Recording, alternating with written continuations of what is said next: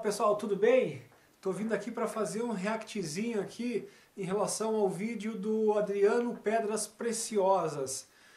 Pessoal, cuidado, eu estava vendo aqui agora, domingo, agora são 3 horas da tarde aproximadamente, e eu estava vendo um vídeo onde o Adriano foi lá no forte, né, e levantou as imagens que eu estou mostrando aí para vocês. Aí o pessoal alguns já estavam chamando ele de mentiroso e tal, provavelmente gente que acredita na história do Ratanabá, né? Que tem essa história dos fortes que foram construídos e as pessoas estão falando muito, porque alguns, talvez que estejam criticando Adriano, que estejam ali chamando ele de mentiroso, que eu não aconselho, porque até agora o que eu vi do Adriano ali ele está fazendo um trabalho bacana, gente, entendeu? E quando ele fala de Ratanabá, ele diz que não tem muito conhecimento, da onde veio e tal, em nenhum momento ele foi agressivo ou ele atacou o pessoal do Dáquila. Então ele está tendo um comportamento exemplar ali, ele está indo pesquisar, ele está indo... né? Então algumas pessoas já vieram chamar ele de mentiroso ali no chat, tá? Uma mulher ali se manifestou e disse, Adriano, estão te chamando aqui de mentiroso, acho que ele estava fazendo ao vivo ali, aliás, acho não, ele estava fazendo ao vivo porque tinha a repetição do chat ali, né? Eu não vi ao vivo, no caso. Mas pessoal, a gente tem que ter cuidado e tem que saber separar as coisas, né? Então o Adriano, ele está ali como guia. O guia, a história que ele tem, que ele está narrando, é verdade, pessoal.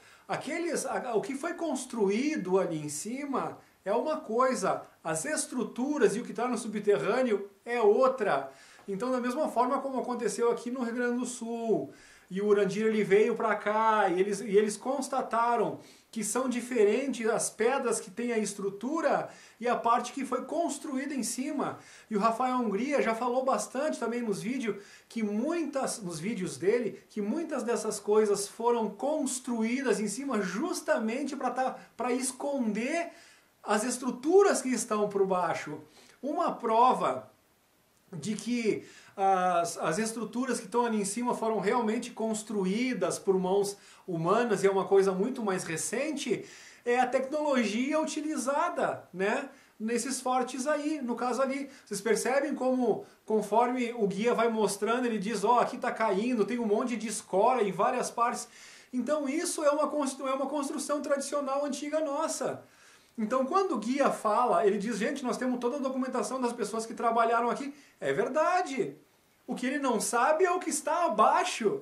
Então, as estruturas que tem ali, em alguns pontos aqui no Rio Grande do Sul, nas missões ali, é visível a diferença entre o material que está embaixo, usado, que é o vigamento, como seria na construção de hoje o vigamento, né, com o que está em cima, a parte de tijolo que está em cima. Então, realmente, o pessoal veio aqui e justamente para ocultar aquelas bases lá, foram construídas igrejas, foram construídos fortes em cima daquilo ali. Então a gente tem que ter cuidado e tem que saber separar as coisas. Então, gente, chamar o Adriano de mentiroso, esses que provavelmente acreditam em Ratanabá, né? E como que ele está falando, parece que não bate, mas não é bem assim. Muita calma nessa hora, pessoal, tá? Que as coisas estão vindo à tona e tudo vai ser esclarecido. Então, o que o guia está falando, e ele tem convicção no que ele está falando quando ele fala da história, ele diz, tem que cuidar para não cair nessa ilusão que tem as coisas por baixo. O que ele relata é a história que ele conhece. O que o pessoal do Dáquila está falando é que quando eles desceram usando aquela mesma tecnologia de raio laser nos túneis, eles perceberam que os túneis não tinham fim, né? Que o raio laser não chegou no fim. E esse raio laser que eles têm, pessoal, eles compraram um da China, né, para fazer o documentário do Terra Convexa. Esse raio laser não permitiram que ele passasse na alfândega e eles tiveram que construir um. Então aquele laser super potente que eles usaram nos experimentos para comprovar a ausência da curvatura, né, da nossa Terra, que é o documentário Terra Convexa, esses raios laser foram usados nesses túneis. Então o laser não indicou o fim do túnel, então as coisas são realmente por muitos quilômetros, não teve como definir porque não tem fio, não tem fim. Terminou o alcance do laser e não terminou o túnel. Então o túnel ia muito além do próprio alcance do laser. Então são realmente distâncias muito grandes que tem ali embaixo. E daí o guia não tem esse conhecimento. Então o que ele está falando? Ele está falando do conhecimento que ele tem. Fora do que ele estudou, na cabeça dele, devido às convicções dele, é ilusão. Eu não sei até que ponto ele sabe do equipamento que foi usado e como foram feitas os mapeamentos e esses experimentos com o laser debaixo das cavernas ali. Então, muita calma, pessoal, nisso aí. Não vamos sair agredindo, principalmente quem está fazendo um trabalho bacana. O Adriano está indo a campo, né? E outra, o próprio guia, ele fala, e aí tu vê quando entra as crenças pessoais da pessoa, né? Tu leva a informação de acordo com as crenças que tu já tem. Então o que o guia tá fazendo, né? Ele tá ali botando de acordo com as crenças dele, e aí diz que tem os petróglifos. Então nós temos, petroglifos, melhor dizendo, né? Tem aeroglifo, geoglifo, petroglifo. Então petroglifo é feito na pedra. Os geoglifos são feitos nas plantações, né? Ou na vegetação. Aí os aeroglifos aí são pinturas, tem pinturas rupestres também que são coisas mais altas, né, feitas nas paredes e tal. Então eles dizem lá que tem petroglifos nas pedras ali que representariam um ser extraterrestre. O Adriano diz, não, mas parece um ET. Aí o guia, de acordo com as convicções dele, talvez ele não acredite em extraterrestre, ele já acha que talvez que seja uma tribo que tenha um formato diferente, uma fisionomia diferente, né? Digamos assim. Mas aquele crânio que foi encontrado nas cavernas, que o próprio Adriano, do Adriano Pedras Preciosas, mostra, é evidente que aquilo não é um crânio humano, pessoal, né?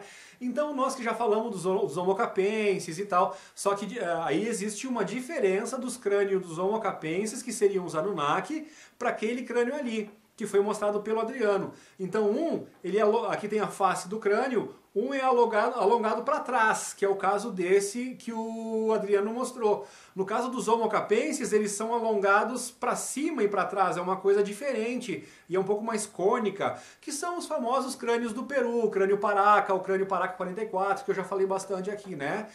E qual foi a análise desses crânios do Peru, antes que alguém venha falar daquela questão de enfaixar a cabeça, coisa e tal? Nós temos, no teste de DNA, tem o DNA mitocondrial, que é o da mãe, e o DNA nuclear, que é o do pai.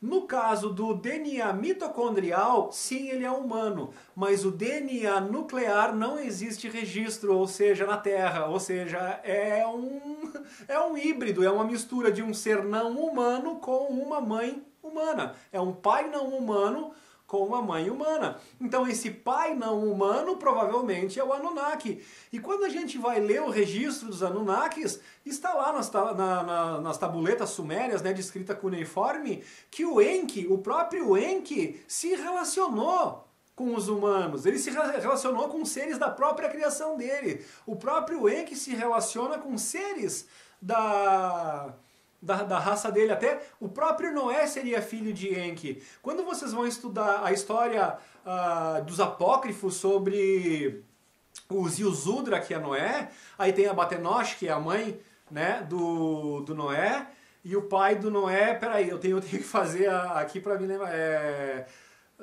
Adão, 7 anos, Cainã, Jared, Malael, Enoque, Lameque não é, o Lameque, né, que aliás em sumério é Lumak. Então Lameque, que é o pai do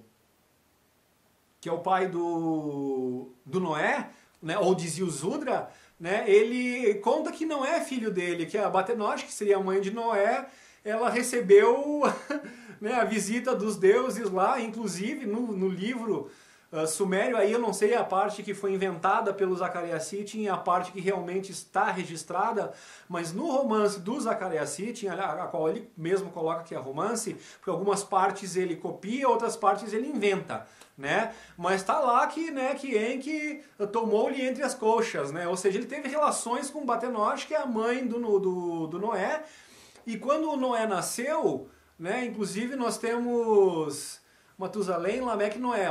Matusalém chega para Lameque e diz, cara, né, esse filho aí, a tua esposa foi escolhida para conceber Ziusudra, que é o nosso Noé, né? E não é bíblico no caso, e ele diz, olha, não te enfurece com ela, coisa e tal, que esse menino tem uma missão aí, coisa e tal, tanto que é a missão que Noé teve. Então a história é bem bacana. Então a gente tem que ter muito cuidado com tudo isso, né? Então, se o próprio Zilzudra, que é Noé, é filho de Enki com Batenosh, e Batenosh é da raça adâmica, nós temos aí um exemplo de DNA nuclear extraterrestre e nuclear, o DNA mitocondrial adâmico, ok? Humano híbrido com extraterrestre. E quando a gente vai lá no Vaticano, aí os crânios alongados que foram encontrados nos porões do Vaticano durante as escavações para fazer uma reforma na biblioteca do Vaticano, quando João Paulo II era o Papa e quando descobriu aquilo ali, aqueles crânios, né, alongados que estavam enterrados ali, né, suspendeu a reforma e aí travaram tudo. Depois, né, as notícias vão vazando nos bastidores, a gente vai ficar sabendo das coisas. Então, e aquela questão da mitre, do Papa, aquele chapéu grande, é porque até hoje no Vaticano, o que se afirma aí é que muitos daqueles cardeais lá, eles são homocapenses, eles são híbridos, né? Eles têm a cabeça cônica e para eles poderem sair em público, eles usam aquele chapelão para esconder o cabeção. E se alguém duvida disso também, nós temos mais um relato que eu já falei várias vezes aqui no meu canal também, da Karen Hudes. Vocês podem pesquisar, Karen Hudes, Hudes com H, Karen normal, K-A-R-E-N, Hudes, H-U-D-E-S. Ela era executiva do Banco Mundial. E ela presenciou uma reunião onde um desses homocapenses estava presente. E ela fala isso, que ela ficou apavorada quando viu que tinha um ser que ela disse que não era humano. Na verdade, ele é meio humano, ele é um híbrido, que são esses descendentes dos Anunnakis, que são os governantes do mundo. Então eles são os laranjas dos Anunnakis, né? Ou seja, os híbridos, os que têm o sangue deles, em tese o sangue azul da realeza, né? E que estão por aí entre nós até hoje, pessoal. Então essa história, ela é bacana, né?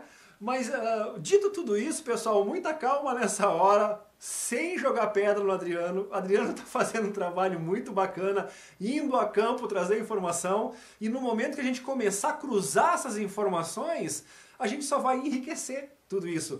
Então nós temos duas verdades ali, que aquele forte Príncipe da Beira, nas suas estruturas, foram construídas pelos Murios, e a parte superior de muitos desses fortes, que é o caso também dessas construções aqui nas missões, aqui no sul, que o Urandir veio ver, ali é mais aparente a diferença entre a estrutura, né, e a parte de tijolos que foi construída por espanhóis, portugueses e coisa e tal. Então, muito cuidado com tudo isso, tá, pessoal? Pra gente acabar não acusando e não ofendendo, que é muito feio isso, né, pessoal? Pessoas que estão fazendo um trabalho bacana. Então fica aqui o agradecimento ao Adriano pelo trabalho que ele está fazendo também. Né? Por enquanto não tenho nada que desabone a sua conduta.